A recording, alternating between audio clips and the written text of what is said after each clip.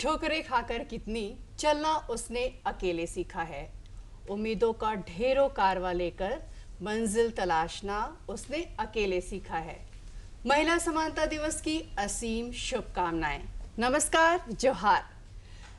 महिला समानता दिवस की शुरुआत हुई थी न्यूजीलैंड में सबसे पहले 1893 में, और भारत में आज़ादी के बाद से ही महिलाओं को वोट देने का अधिकार प्राप्त था।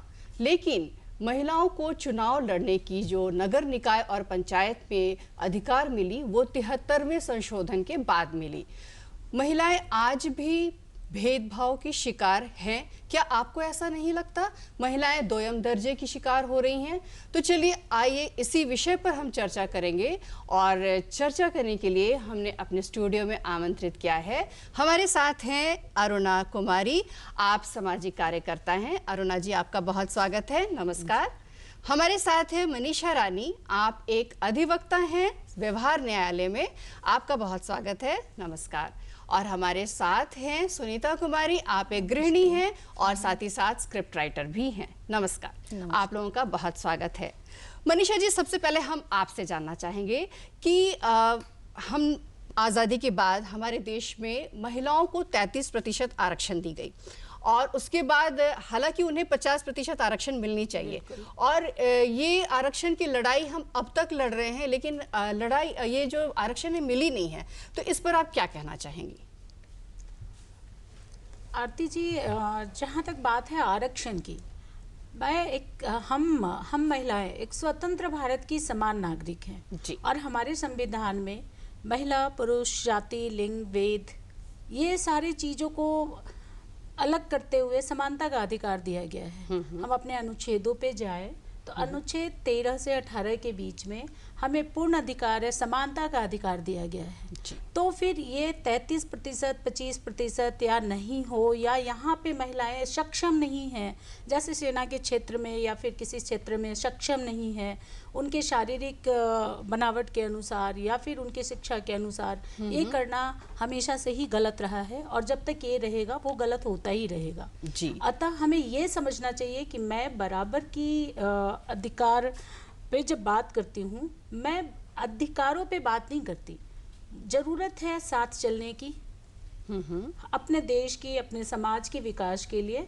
हम महिलाएं जब तक बराबरी पे नहीं आएंगे, साथ साथ नहीं चलेंगे, तब तक हमारे देश की विकास नहीं हो सकती। और समानता का मतलब समानता, ना ही आरक्षण, ना ही कुछ। जी, बहुत अच्छी बात आपने कही। लेकिन अरुणा जी, आप एक सामाजिक कार्यकर्ता हैं और महिलाओं के उत्थान के लिए पिछले 15 वर्षों से आप कार्य कर रही हैं। तो जब महिलाओं की, जैसे कि इन्होंने बताया मनीषा जी ने, कि आरक्षण की ज़रूरत नहीं है, समानता की अगर हम बात करते हैं तो, लेकिन एक सामाजिक कार्यकर्ता होने के नाते आपको क्या लगता है कि क्या महिलाएं समानता का अधिकार उन्हें प्राप्त है, वो आसानी से अपने जो जीवन यापन है वो कर पा रही हैं, या सहजता से अपने कार्य को चला रही हैं? तो आप बताएं कि एक सामाजिक कार्यकर्ता होने के नाते और क्या होना चाहिए? आरती जी, इस परिप्रेक्ष्य में मैं ये कहना चाहूँगी कि भले ही समाज कहे कि महिला को समान अधिकार प्राप्त है, परंतु किसी न किसी रूप में महिलाएं आज भी पीछे है जी। क्योंकि आज महिलाएं, देखिए, पहले भी सशक्त थी, आज भी सशक्त है महिलाएं, अपना परचम लहरा रही है हर एक क्षेत्र में जी। उसके बावजूद भी दूसरी ओर हम देखते हैं महिलाएं किसी न किसी रूप में पीड़ित, शोषित हो ही रही हैं। और इसका शायद मुख्य कारण हमारे व्यू से ये है कि कहीं ना कहीं ये पुरुष प्रधान देश है, पुरुषों की दबंगता का शिकार महिलाएं होती है, जो स्वयं निर्णायक नहीं हो सकती है। जी। आज महिलाएं घर या बाहर 80% महिलाएं कार्य कर रही हैं, घर या बाहर, परंतु उनमें अपने निर्णय लेने का अधिकार प्राप्त नहीं है। वे स्वयं अपना नाम तक नहीं रख पाती है, कहीं ना कहीं पुरुषों का टाइटल लगाती है। तो ये सब समानता अभी भी नहीं है।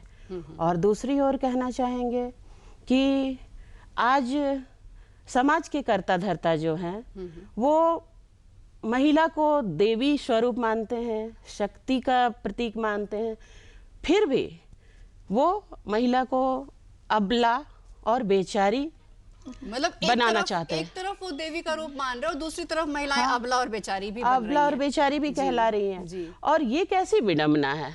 हाँ हाँ। तो हम नहीं कह सकते हैं अभी महिला को समानता का अधिकार प्राप्त है। और बहुत से क्षेत्रों में देखते हैं अगर महिलाओं को समानता का अधिकार प्राप्त होता तो आज जितने भी लोग हैं ये महिला थाना नहीं होता, फास्ट ट्रैक कोर्ट नहीं होता, और दूसरी बात है महिला आश्रय गृह नहीं होता। तो ये सबको देखते हुए हमें नहीं लगता है कि कहीं ना कहीं ये समान अधिकार मतलब ये प्राप्त दोयम दर्जे की शिकार तो हम बिल्कुल महिलाएं हैं ही। बिल्कुल है ही। सही कहा आपने। सुनीता जी, आप एक गृहिणी भी हैं और आप लेखन और अभिनय में भी रुचि रखती हैं, तो यानी कि आप घर तो संभालती हैं, साथ ही साथ आप बाहर में भी कार्य करती हैं, तो ये बहुत अच्छी बात है। तो सर्वप्रथम आप ये बताइए कि हमें ये लगता है कि घर में जो महिलाएं हैं, गृहिणी हैं, तो उन्हें भी बहुत बार शिकार होना पड़ता है भेदभाव का, तो इस संदर्भ में आप क्या कहना चाहेंगी? देखिए आरती जी, ऐसे हो सकता है, जो घर में काम करती है उनको शिकार हो सकता है, लेकिन मेरे साथ ऐसा नहीं हुआ जी। जब मैं हाउस वाइफ रहती हूँ तो बिल्कुल अपने घर के और बच्चे हस्बैंड के ध्यान देती हूँ, लेकिन जब मैं बाहर के लिए काम करूँगी तो मेरे हस्बैंड बहुत कोऑपरेट करते हैं और बच्चे भी। जी। उनको लगता है कि कभी कभी मेरे हस्बैंड को लगेगा कि शायद ये काम नहीं कर पाएंगे, लेकिन बच्चे देखते हैं कि नहीं मम्मी को तो ऐसे इच्छा है तो पापा क्या होगा देख लेगी मम्मी। हाँ हाँ। नहीं, सुनीता जी, मैं ये कहना चाहती हूँ कि जैसे आप बाहर कार्य करते हैं, जैसे घर में आपको बहुत सपोर्ट मिलता है, ये बहुत बड़ी बात है। क्योंकि बहुत बार ये भी होता है कि महिलाएं घर तो संभालती हैं, सारे घर के परिवार के सदस्य खाना खा लेते हैं, लेकिन गृहिणी से कभी नहीं पूछते क्या तुमने खाया। ऐसे मेरे साथ भी हुआ। हाँ हाँ। लेकिन जब महिलाएं आप जैसे हम लोग एक साथ टेबल पर बैठ के रात में हाँ। रात के खाने में हम लोग साथ साथ नहीं, आप जैसे बाहर जाती हैं, आप जैसे लेखन और अभिनय में के लिए बाहर आप जाती हैं, तो वहाँ पे क्या लगता है कि पुरुषों की तरह आपको भी उतनी ही तरजीह दी जाती है? यहाँ तो मैं बोलूँगी बाहर में पुरुषों को ज़्यादा तरजीह मिलता है, इसलिए कि वो उनको समझदारी है कि ये अच्छे काम करेंगे और इनकी समझदारी शायद इन लोगों से ज़्यादा अच्छा है। अच्छा। इसलिए वो क्या करते हैं कि मैं अभिनेत्री भी हूँ, फिल्म अभिनेत्री भी हूँ, तो कभी कभी मैं शूट करने के लिए जैसे जाती हूँ तो वो तो बोल देते हैं कि मैडम आप आ जाना, आज आपका शूट होगा। मैं ऐसे ही भर दिन बैठे रहती हूँ और फिर शाम में पता चलता कि नहीं आज नहीं होगा, आपका कल आएगा होगा। फिर मैं कल होके मेकअप, मतलब ये है कि इस तरह से करके वो लोग 4-5 दिन मतलब ऐसे दौड़ाते हैं, तो फिर मेरा जाके तो ऐसा पुरुषों के साथ नहीं होता? ऐसा पुरुषों के साथ नहीं। उनको लगता है कि इन लोगों को जल्दी जल्दी कर लेते हैं, अरे महिलाएं में तो बहुत टाइम लगेगा, तो उनके पास वक्त की कमी नहीं है, जब भी चाहे वो आ सकती है। ऐसे भी ये लोग हाउस वाइफ है तो आ ही सकती है। मनीषा, कानून के हिसाब से अगर हम कानून के परिप्रेक्ष्य में देखते हैं तो महिलाओं के अधिकार और ज़्यादा बढ़ाए गए हैं, तो इस संदर्भ में आप हमारे दर्शकों को बताएं कि ऐसे कानून में क्या क्या संशोधन लाए गए हैं जिससे महिलाओं को और सशक्त बनाया जाए। हाँ जी आरती, बहुत ही अच्छा क्वेश्चन है। हम अपने दर्शकों को ये बताना चाहेंगे, जिसमें स्त्री पुरुष सारे ही दर्शक हों, बचपन से ही बच्चों का जो विकास होता है ना, हाँ। ये जो संस्कार बोलते हैं या नैतिक संस्कार बोलते हैं, उसमें ये डालना चाहिए कि दोनों के समान अधिकार है। जब कानून की बात पे आए तो हम देखेंगे क्षमता का अधिकार जो है उस पे 2001 ईस्वी में कानून बनाया गया और जिसमें इस अधिकारों की विवेचना की गई, विश्लेषण किया गया और महसूस किया गया कि आज भी ज़रूरत है। और उस पे बहुत सारे एक्ट्स बने, जैसे अभी मैम ने कहा कि घर के अंदर घर के बाहर महिलाओं के साथ ज्यादतियाँ होती हैं, कुछ होते हैं, तो उसके लिए उन्हें संपत्ति के अंदर, शिक्षा के अंदर सबसे पहले महसूस किया गया कि महिलाओं को शिक्षित किया जाए। बेटी पढ़ाओ बचाओ, बेटी पढ़ाओ, शिक्षा का अधिकार लाया गया ताकि बेटियां सबल बने, अपने अधिकारों को समझे, समान चलने में उसे हेजिटेशन ना हो। जो हमारे अंदर आज भी होता है, मैं लड़की हूँ, उस सोच से वो बाहर निकले। और दूसरे पक्ष जो ये सोचते हैं कि अरे यह लड़की है, यह क्या करेगी। तो अब अगर हम आए शिक्षा के क्षेत्र में, शारीरिक क्षेत्र में, मानसिक क्षेत्र में, मौलिक क्षेत्र में, राजनीतिक क्षेत्र में, प्रौद्योगिकी के क्षेत्र में, या सेना के क्षेत्र में, या कानून के क्षेत्र में, अगर इन सारे क्षेत्रों में हम अपनी महिलाओं को आगे करके लाते, बराबर स्थिति में लाते हैं, तो कहीं भी महिलाओं के साथ असमानता की बात होगी ही नहीं। जी। इसके लिए सबसे पहले शिक्षा, जो हमें अभी दिए गए शिक्षा के अधिकार, हमें उसकी पूरी पूरी व्याख्या सुननी चाहिए, समझनी चाहिए और उसका पूरा इस्तेमाल करना चाहिए, क्योंकि वो कानून हमारे लिए है जी। औरतों को ये अधिकार दिया गया है कि अगर हमारे गर्भ में बच्चे हैं तो उसकी जांच, भ्रूण जांच कोई ना कराए। वो मुझे अधिकार हो कि मैं चाहूँ तो जांच कराऊं, अदरवाइज ना कराऊं, मैं भी जांच ना कराऊं। जी। जबकि आज भी हमारे गर्भ का निर्णय हमारे पुरुष करते हैं। तो कानून से हमें यह सुरक्षा मिली। थर्ड में अगर हम आते हैं राजनीतिक क्षेत्र में, तो आज भी ठीक है 33% ही है, लेकिन हम महिलाओं के अंदर आज भी है, अरे ना ना, गांव देहात रोड रास्ता में हम औरतें कहाँ जा पाएंगे जी। यह क्षेत्र बड़ा गंदा है। तो इन चीज़ों से हम बाहर निकले और हमें जितने भी अधिकार मिले हैं उस पे आए। अब सबसे बड़ी बात होती है आर्थिक। आरती जी, हम कहीं भी आ जाएंगे, जब तक आर्थिक सुरक्षा हमारे पास ना हो तो हम अपने आप को दोयम दर्जे की ही समझेंगे, क्योंकि रोटी, कपड़ा और मकान हर इंसान की मूलभूत आवश्यकता है। उसके बिना जीवन संभव नहीं है। तो जीवन के लिए इन तीनों चीज़ों की ज़रूरत है और इन तीनों चीज़ों के लिए आर्थिक स्वावलंबन की ज़रूरत है जी। वहाँ पे आने के लिए अब जैसे एक छोटे से उदाहरण देके मैं समझाना चाहूँगी। अभी के समय में जब हमारे यहाँ कानून है, हिंदू लॉ में बेटे बेटियों को बराबर का अधिकार प्राप्त है, लेकिन अभी तक ऐसा होता था 2005 के पहले कि लड़कियों का हिस्सा तो है, संपत्ति में अधिकार तो है, लेकिन हम अपने फादर की संपत्ति में हिस्सा नहीं ले सकते जब तक कि पुरुष, हमारे भाई, हमारे चाचा आपस में बंटवारा ना करें। लेकिन 2005 में मदर्स लॉ में, इंडियन कानून में ये अमेंडमेंट आया और ये कहा गया कि इसके अधिकार है, इसका जब अधिकार है तो इसे लेने के भी अधिकार मिलने चाहिए। आज हम लड़कियां अधिकार से अपने घर में जाके रह सकते हैं, अपने कानून की शरण में जा सकते हैं और उस चीज का को इस्तेमाल करते हुए हम अपनी जीवन याचिका ठीक कर सकते हैं। जी जी। यानी कि संपत्ति की जो अधिकार 2005 में नए संशोधन के बाद लाई गई, तो ये बहुत बड़ा ही एक सीढ़ी रहा है जो महिलाओं स्टोन रहा है, पत्थर की तरह काम कर रहे हैं। बस हमें जरूरत है अपने अधिकारों को समझने की, हमारे कानूनों को जानने की।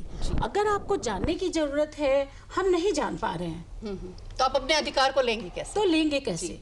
तो हमें सशक्त होने की जरूरत है। समानता असमानता की बातें तभी तक हो रही है जब तक हम सशक्त नहीं हैं, हम इच्छुक नहीं हैं। सही कहा आपने।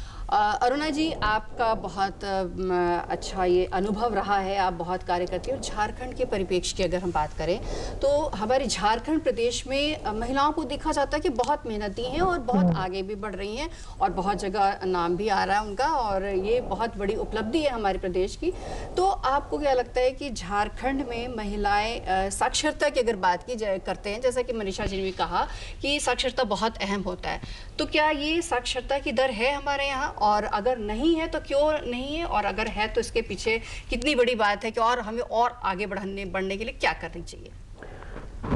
साक्षरता की बात अगर की जाए आरती जी, तो पहले की अपेक्षा में बढ़ोतरी हुई है साक्षरता में, परंतु जिस तरह आगे आना चाहिए वो बिल्कुल नहीं है। अच्छा। और नहीं के बराबर भी है, क्योंकि महिलाएं काफी मेहनती होती है झारखंड में।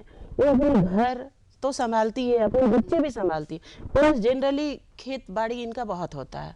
ग्रामीण परिप्रेक्ष्य की बात करें तो ये लोग खेतों में भी दिन भर काम करती है, घर आके खाना भी बनाती है, बच्चे भी संभालती है, और कहीं ना कहीं इनके जो पति होते हैं या जो भी ससुर जेठ, तो ये लोग इस महिला पे आश्रित होते हैं कि वो आएगी तो खाना बनेगा फिर खाएंगे। तो इस जगह पे हमें लगता है कि कहीं ना कहीं महिलाओं को शिक्षित करने की आवश्यकता है। बिल्कुल, क्योंकि अगर महिलाएं शिक्षित नहीं हुई तो जो बच्चियां उनके घर में बैठी हैं तो वो स्कूल भी नहीं जा पाती हैं और घरों में ही रहती है और अपने माँ के काम में हाथ बटाती है, तो देखा जाता है कि वो बहुत ज़्यादा शिक्षा से वंचित हो जाती हैं और प्रतिशत इसकी ज़्यादा है। तो ये बहुत ही ज़्यादा ज़रूरत है कि जितनी भी लड़कियां हैं विशेष करके वो अपने स्कूलों से ज़रूर जुड़ें। और अरुणा जी, आपके जो अनुभव है कि महिलाएं घरेलू हिंसा की भी बहुत शिकार होती हैं और हम समानता की बात करते हैं, तो फिर कैसे केसेस आते हैं या किस तरह के लोग आते हैं आपके पास? क्या आपको लगता है कि नहीं कि हमें और ज़्यादा जागरूकता की ज़रूरत है और हमारे देश में महिलाओं को शिक्षित होने की ज़रूरत, उन्हें समझने की ज़रूरत है? आरती जी, मैं इस विषय पे कहना चाहूँ, क्योंकि ये छोटी सी चीज़ नहीं है जो आपने कही। हाँ हाँ। परंतु ये इसमें बहुत गहनता से काम करने की आवश्यकता है। इन महिलाओं में सबसे पहले ये लोग तो पहले अपनी नियति मानते हैं, परंतु ये नियति होती नहीं, उनमें आत्मविश्वास की कमी होती है जी। जिसको हमें बढ़ावा देना है। हम सभी महिलाओं को, गैर सरकारी संगठन या सरकारी संगठन या स्वयंसेवी संगठनों को, उनको ये सब चीज़ के लिए बढ़ावा देना चाहिए, तो ताकि वो आत्मनिर्भर बने। उसके बाद शायद इसमें कमी आएगी। और दूसरी बात, महिलाओं, जैसे हमारा अनुभव रहा है महिलाओं के बीच, चूँकि वो काफ़ी पीड़ित महिलाओं के बीच मैं रही हूँ, तो इन महिलाओं का क्या होता है, आधी रात को जैसे लड़ाई झगड़ा हुआ, सास बहू में नहीं पटा या पति के बीच झगड़ा हुआ, तो बच्चे लेके निकाल दी जाती है सड़क पे। तो ऐसी स्थिति में महिलाएं जाए तो कहाँ जाएं?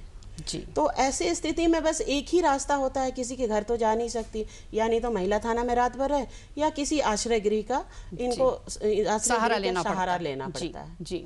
तो फिर कभी कभी ऐसा होता है कि जैसे महिलाएं बच्चे नहीं पैदा कर पा रही हैं, तो ऐसे में पुरुष क्या करते हैं, दूसरी शादी कर लेते हैं। अब इस महिला के साथ होता है कि ये जाए तो जाए कहाँ, मैके जा नहीं सकती है, बहुत से केस में मैके नहीं जा सकती है जी।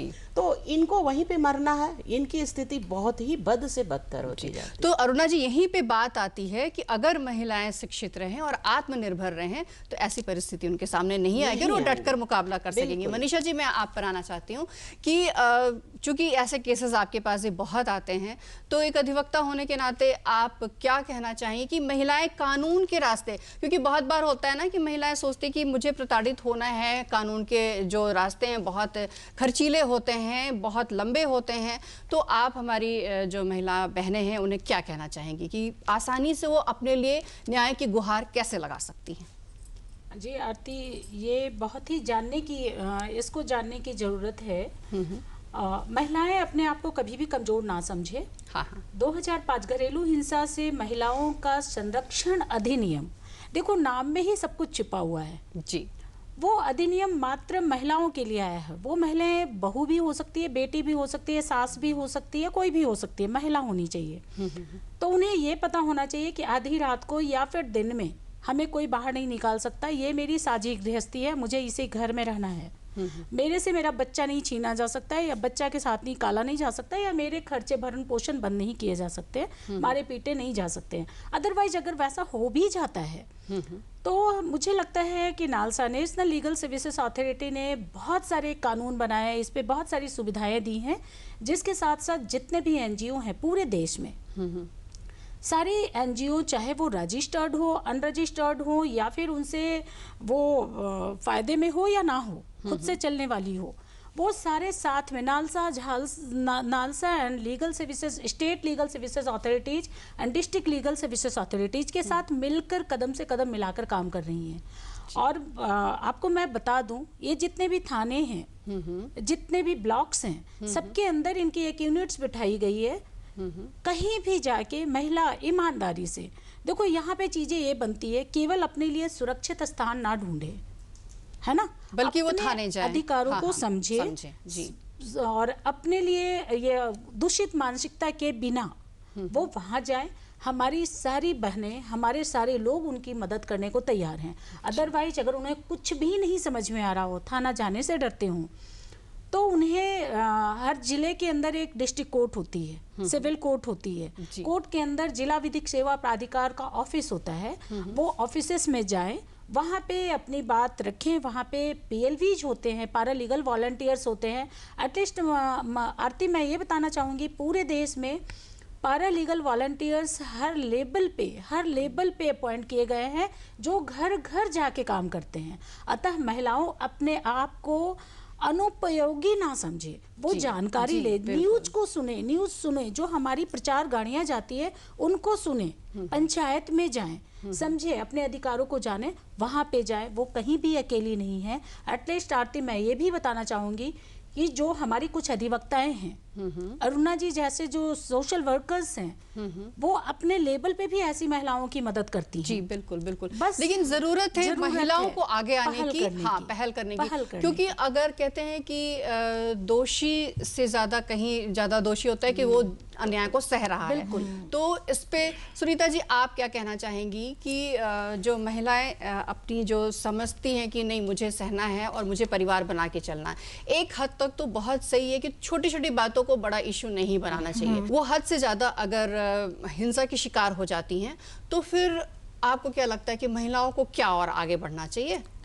देखिए, महिला तो जरूर समानता की असमानता की शिकार हैं। हाँ हाँ। क्योंकि उनके साथ शोषण किया जाता है, जैसे कि शारीरिक, सामाजिक और ये किसी हाँ, तरह हाँ, की, बिल्कुल, हाँ, बिल्कुल, किसी हाँ, भी हाँ। तरह की शोषण किया जाता है। आज देखिए, महिलाएं कमा के तो लाती हैं, हाँ, हाँ। लेकिन जेंट्स लोग जो है बैठ के आराम से खाते हैं, कुछ भी लेते मतलब हैं। घर और बाहर दोनों उन्हें संभालना उनको पड़ता है, महिला जी। को दोनों संभालना हाँ, हाँ। पड़ता है। उससे क्या होता है कि उनके बच्चे ठीक से परवरिश नहीं कर पाते, घर का माहौल बिल्कुल बिगड़ा हुआ रहता है।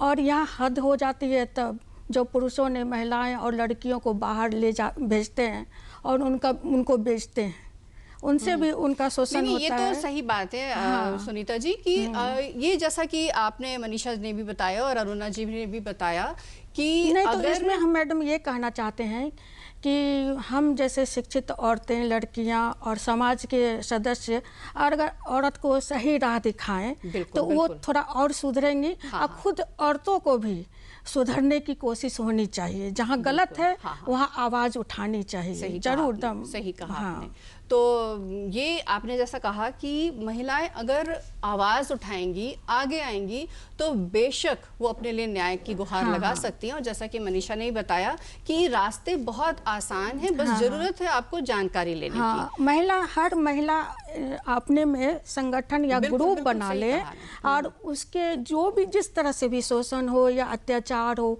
उसमें हद से हद हिस्सा लेके आवाज उठाएं। हाँ हाँ, मनीषा जी आप क्या कहना चाहती है इस संदर्भ में? हाँ जी, आरती इन्होंने बिल्कुल सही कहा है। मैं एक चीज़ और जोड़ना चाहूँगी, अधिवक्ता होने के नाते हमारी ये ड्यूटी है, सोशल मोरल ड्यूटी है, लीगल ड्यूटी है। मैं जोड़ना चाहूँगी कि हम सबसे ज़्यादा अपनी लैंगिक सुरक्षा के लिए डरे रहते हैं। घर से बाहर जाएंगे तो हमारी लैंगिक सुरक्षा कैसे होगी? तो उसके लिए मैं बताना चाहूँगी कि लड़कियाँ उसमें बहुत सुरक्षित है। जो हमारे कुछ रेप्स वगैरह के जो केसेस आए थे, उसके बाद हमारे उन कानूनों को भी बहुत ही सशक्त किया गया है। जी, जी। और कानून के द्वारा, सुप्रीम कोर्ट के द्वारा और सरकार के द्वारा हर छोटे छोटे स्तर पे लोगों को, जो ऑफिशियल्स हैं, उन लोगों को भी स्ट्रॉन्ग किया गया है। उन लोगों को चेतावनी दी गई है कि किसी भी महिला, बच्ची या फिर छोटा बच्चा, पुरुष बच्चा भी, उसके साथ लैंगिक दुर्भावना नहीं होनी चाहिए। साथ ही आप ये भी देखे होंगे आरती कि पहले जो वर्क प्लेस पे लड़कियों के साथ बहुत तरीके की घटनाएं घटती बिल्कुल, जाती बिल्कुल थी। सही कहा आपने। नाइट हाँ, शिफ्ट हाँ। में रोक लिया, हाँ, हाँ, उनके हाँ। साथ बदतमीजियां करी, उसके लिए भी कानून बन गए हैं। एक्सक्यूज मी, इसके हाँ, बारे और में मैं अरुणा जी आप एक सामाजिक कार्यकर्ता होने के नाते दो शब्दों में क्या संदेश देना चाहेंगी हमारी दर्शकों को? आरती जी, मैं दर्शकों को ये संदेश देना चाहूँगी, क्योंकि महिला सशक्तिकरण के परिप्रेक्ष्य में कहना चाहें, महिलाओं को सबसे पहले आत्मनिर्भर बनना होगा, जिसमें उनमें आत्मविश्वास की भावना को भरना होगा। और किसी भी महिला को कभी भी जरूरत पड़े तो सबको एकजुट होकर सहयोग करनी। बिल्कुल सही कहा आपने। दर्शकों, बहुत सारी अच्छी अच्छी बातें निकल कर आई और जैसा कि हमने अभी सुना, हमारे जितने भी विशेषज्ञ हैं और इन्होंने बहुत अच्छी बात बताई कि अगर हम दृढ़ विश्वास हमारे अंदर है और अगर हम ठान लें तो हम बहुत कुछ कर सकते हैं और अपने ऊपर अन्याय होना बिल्कुल नहीं स्वीकार करें, क्योंकि हम आवाज उठाएंगे तो रास्ते बहुत है, कानून भी हमारे साथ है, बस जरूरत है आपको आवाज उठाने की और सशक्त होने की। आप लोगों ने हमें अपना कीमती वक्त दिया, इसके लिए हम आपका तहे दिल से शुक्रिया अदा करते हैं। धन्यवाद, नमस्कार।